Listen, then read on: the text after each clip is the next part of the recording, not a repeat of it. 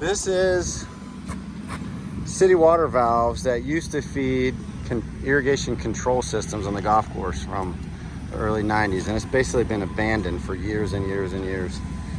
So what we are doing is we have fired it back up, and we're going to use one valve right here. We found where it went out to the driving range and all that, and we dug it back and we tied it in.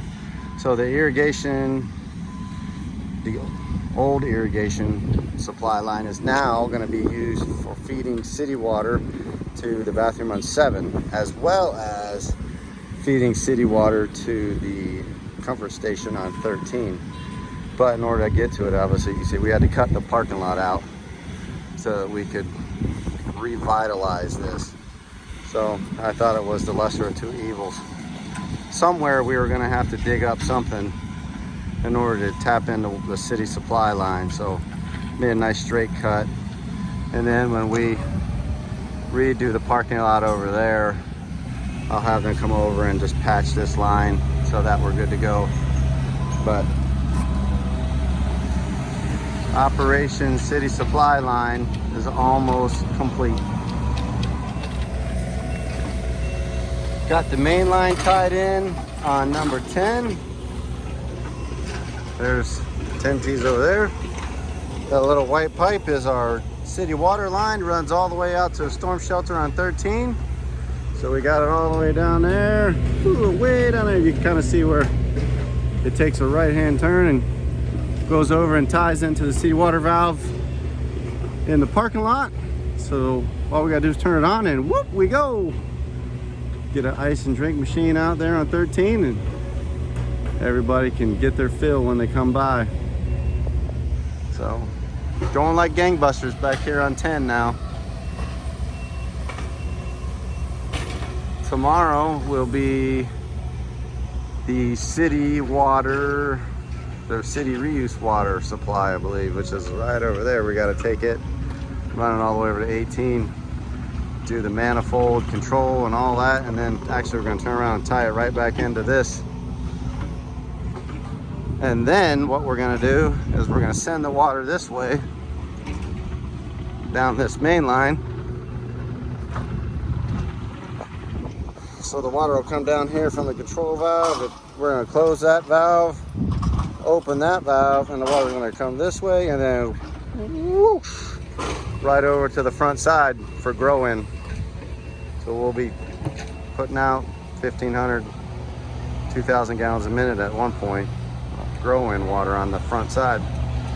So a lot going on, a lot to stay coordinated with. Parts and pieces moving everywhere. They're over there on 18 green, way over there, putting in the drainage. Lot going on. Who remembers back in 2016 when that building was closed, what was sitting right over there in the parking lot and what was sitting out here on the range tee? It was all powered by those 3 conduits right there. The answer is the temporary trailers. So when I was out here with the guys getting ready to dismantle all of the trailers, they wanted to rip all these out, these old conduits, right? They already got power right there. That's 60 amp power. And that blue cable right there is a Cat 6 data cable for phone and internet and all that stuff. And I said, whoa, let's leave all that stuff there. And I saved it and I put it in a valve box, because if I can ever get anything from the clubhouse out to the golf course and conduit under the pavers, and I don't have to rip up all of that paver deck and everything over there, I always save that stuff. So fortunately I did, because now for the new teaching bay that they're going to put in, I've already got right here, I've got a Cat 6 cable. We're going to put a big splice box right here. I already got Cat 6 cable. That right there is city water that's ready to get tied in tomorrow to run all the way out to the bathroom. And then one of these conduits I need to take the new irrigation control wire and go underneath the asphalt and the pavers and everything to go back to that little cubby hole right over there where that black box is. That's the area where I have all the irrigation controllers for the clubhouse grounds. So I can use that conduit to go that way. And then I need power out here because we're gonna put the clock right over here by somewhere by this thing. So saving all this stuff for the future worked out really well for us. Now we don't have to tear everything up. We got everything already we need. Little junction box, a couple splices, hook up, and away we go. No big deal.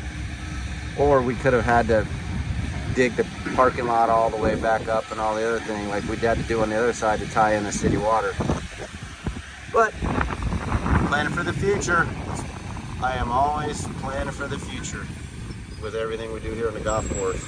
Whether it's agronomic practices to make sure we make it to the future, or when there's infrastructure, what do we do? How do we do it? Like when I redid all the irrigation and everything around the clubhouse grounds, I ran power everywhere.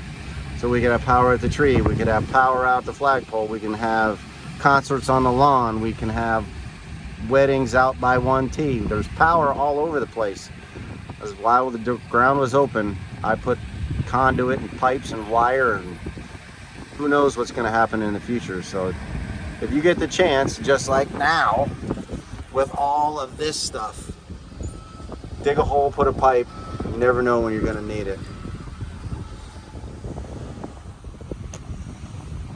So we got the driving range all laid out, and you can see it hasn't been laser level, but it's pretty much to grade. And so it's time to start laying in the hitting mats, the turf, you know, the plastic hitting mat kind of things.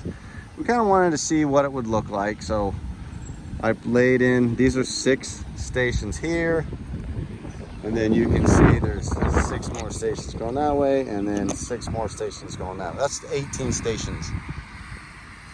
I don't know if it's enough, but I just wanted everybody that, you know, me and Nate, Mr. McDonald, Mr. Campbell and Blaine, and all of us that are out here trying to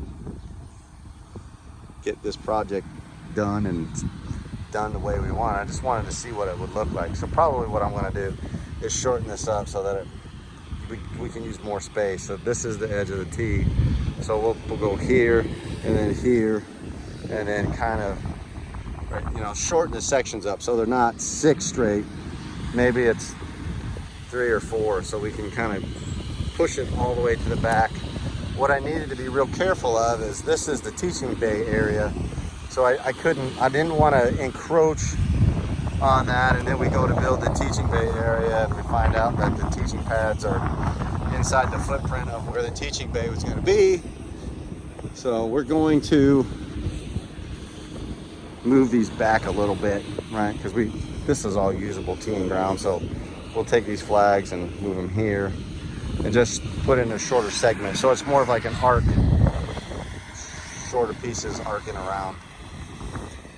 Well, that's what those orange flags are. That's 18 hitting stations.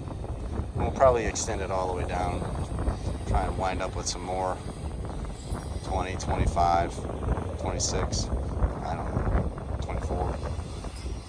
4 sections of 6, something like that. Who knows?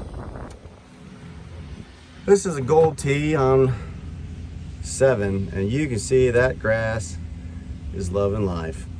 And we need to set up something a little bit more aggressive than one of those little hover mowers. So tomorrow we're going to set up one of our regular rough mowers, start cutting that stuff. Lake Bank across the way is beautiful and looking great. So not only do we have to do everything else with construction, now we got to fall back and start working on some maintenance practices.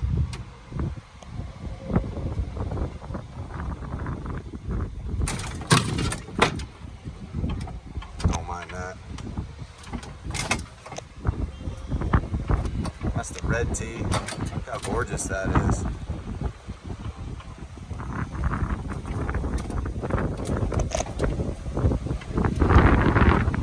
There's 7. pretty sweet. One of the questions all my colleagues in the industry keep asking me is, how are you going to make the conversion from Bermuda grass to paspalum? Like, it just doesn't go well. And for the most part, they're right. But I just tell them it's tenacity. So we've sprayed the golf course 7 times already, wall to wall with Roundup. 3 prior to closing and 4 afterwards. And even with all of that and all of the phrase mowing that we did and everything, just digging it out, we still get stuff like this. Like, so when we pulled this up, this piece, get out here in the sun. Like, this little piece was up above, but this is what's important. We got to get these stems out. So we just get a bunch of guys and we just start walking. Call this 3 to 9, right? So you look at a clock, like that's 6, or that's 12, that's 6, 3 to 9. We just say start walking 3 to 9. We've done 7, 8, 9. We're gonna do every hole like this, just looking for that little bit of life left over right there. Dig it up a little bit, find that stem, and then that's one less problem we gotta deal with down the road. But look at the roots on that thing. Look how healthy that plant is. So Roundup, and hand picking, and then right before we sprig, we're gonna go spray all of this one more time, wall to wall with Roundup. So that'll be 8 total applications of Roundup, wall to wall, trying to get as much purity as possible. Now we're trying to get 96, 97%. It's impossible to get all the way to 100. Even with fumigation, you're not going to get to 100. That's the most you'll get. You'll get close to 99. But I want to try and eliminate as many possible problems up front. That's why we're doing all the underground work, all of the conduit runs, moving water here and running a data cable line there, and anything and everything, because we can go out here and make a holy mess. Right now it's no big deal, because that guy over there on that tractor, he's got the box blade out and he's doing the final smoothing behind us. So we can go dig all these holes and make all this mess, and he'll essentially, like sandpaper, he'll just smooth it all out. But we go through and do our due diligence, get as clean as we can get. Then we'll spray Roundup one more time, then we sprig.